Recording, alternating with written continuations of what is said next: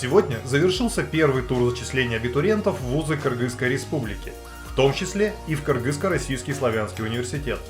Несколько сотен выпускников школ уже стали студентами КРСУ. Вы также можете быть в их числе. Успейте зарегистрироваться на второй тур, который продлится до 14:00 27 июля.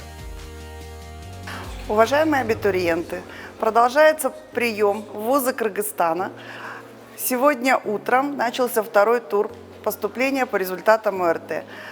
По итогам первого тура осталось достаточно много мест как на бюджет, так и на контракт. Ждем вас с большим удовольствием в наш вуз.